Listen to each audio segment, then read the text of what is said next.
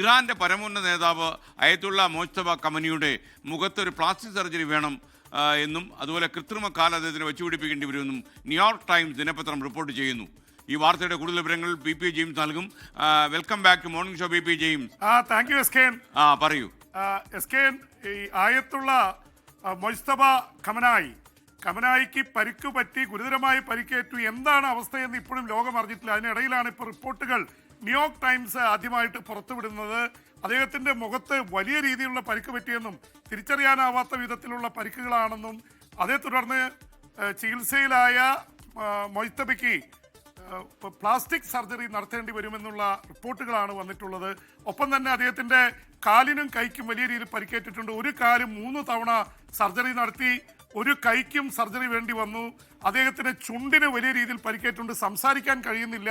അപ്പൊ ഈ രീതിയിൽ ജനങ്ങളുടെ മുമ്പിൽ പ്രത്യക്ഷപ്പെട്ടാൽ അത് വല്ലാത്ത രീതിയിൽ ഒരു ക്ഷീണമുണ്ടാക്കുമെന്നുള്ളത് കൊണ്ടാണ് ജനമധ്യത്തിൽ പ്രത്യക്ഷപ്പെടാത്തത് എന്നാണ് ന്യൂയോർക്ക് ടൈംസ് റിപ്പോർട്ട് ചെയ്തിരിക്കുന്നത്.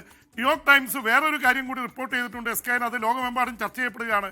നേരത്തെ ട്രംപ് സൂചിപ്പിച്ചിരുന്നതാണ് 2 തരത്തിലുള്ള നിലപാടുകളിലാണ് ഇറാൻ എന്ന് ട്രംപ് ആരോപിച്ചിരുന്നു. അത് ശരിവെക്കുന്ന രീതിയിൽ ന്യൂയോർക്ക് ടൈംസ് റിപ്പോർട്ട് ചെയ്തിരിക്കുന്നത് ഇപ്പോൾ ഇറാനിൽ തീരുമാനങ്ങൾ എടുക്കുന്നത് അവിടുത്തെ പ്രസിഡന്റ് മസൂദ് പെസസ്കിയാനും വിദേശകാര്യമന്ത്രി അബ്ബാസ് അർഗച്ചിയുമല്ല, അവരെ മുന്നിൽ നിർത്തിയിരിക്കുന്നു.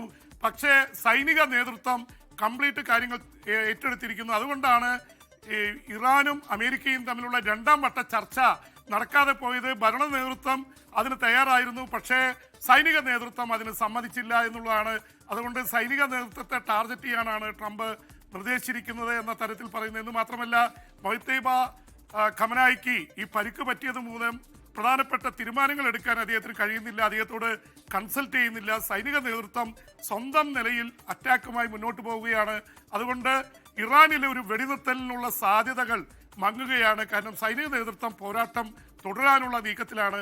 അത് വല്ലാത്തതുണ്ടാക്കുന്നത്. അതിനിടയിലാണ് ലെബനോനിൽ ഇസ്രായേൽ നടത്തുന്ന ആക്രമണം 3 ആഴ്ചത്തേക്ക് നിർത്തിവച്ചിരിക്കുന്നു. വെടിനിർത്തലാണ്, 2 വർഷവും അറ്റാക്ക് ചെയ്യില്ല എന്ന് ട്രംപ് പറഞ്ഞതിന്റെ പിന്നാലെ തന്നെ ഇസ്രായേൽ കയറി മണിക്കൂറുകളിൽ ലെബനോനിൽ ആക്രമണം നടത്തി നിരവധി പേർ കൊല്ലപ്പെട്ടിട്ടുണ്ട്. ഹെസ്ബുള്ള തിരിച്ച് റോക്കറ്റ് അയച്ചു വടക്കൻ ഇസ്രായേലിലേക്ക്.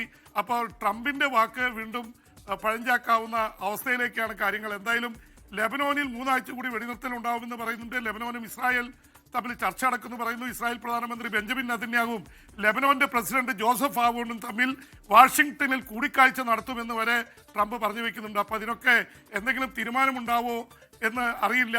എന്തായാലും കാര്യങ്ങൾ കൂടുതൽ പ്രശ്നമായിട്ട് പോയിക്കൊണ്ടിരിക്കുകയാണ്. എസ്കേ.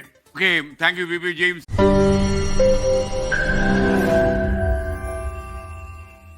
ലോകത്തെവിടെയായാലും ഏത് സമയത്തും 24 വാർത്തകളും ഓഗ്മെന്റഡ് റിയാലിറ്റി പാക്കേജുകളും എക്സ്പ്ലെയിനറുകളും വിശദമായി കാണാൻ ഞങ്ങളുടെ YouTube ചാനൽ നിങ്ങൾക്ക് സബ്സ്ക്രൈബ് ചെയ്യാം.